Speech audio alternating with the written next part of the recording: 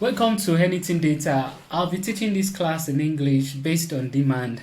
I'll be taking the same lesson I taught in Yoruba. We'll be looking at SQL, Structured Query Language. Some people will call it SQL.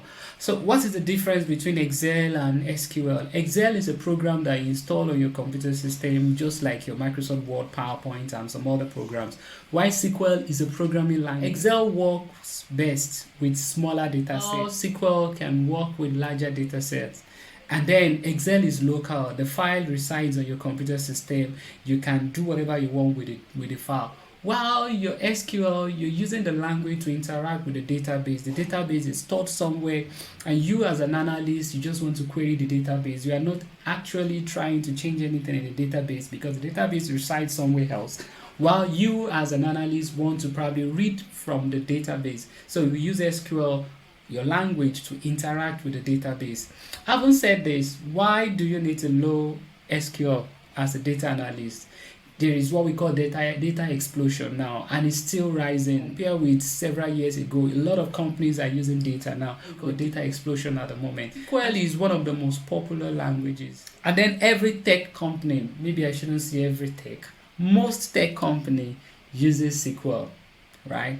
And then there are tons of job functions that also need SQL, whether you're a data analyst or data scientist, software engineer, analytic engineer, data engineer. The list is endless. You need to know how to use SQL so that you can be able to interact effectively with the database. With SQL, what are those things that form the core concepts of your SQL? We talk tables. Look at this. Looks like your normal Excel table, right? You have rows and column, and you have data in there.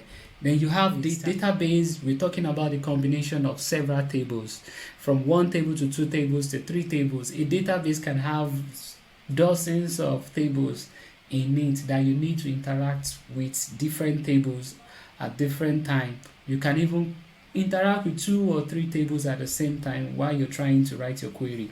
Then with SQL, we deal with query too. Your query, this is not your office where you get queried. So if you're talking about query, you want to interact with your database, you write what we call query. So we look at how to write query. That is what we're going to be spending a lot of time on, how to write query. And when you write your query, what are you expecting? You want to see results, right? I want to write a query. I query my database, and I want my database, I want my query to give me something at the end, and that is the results. SQL, yes, we do like four basic things with SQL. The C is you create, the R is you read data from your database, the U is you update your database, and D, you delete your database. But as a data analyst, you spend most time on the R, which is how to read your data from the database. So that is what I'll be focusing on in the series. We'll be looking at different keywords, different ways we can interact with a database, read from a database.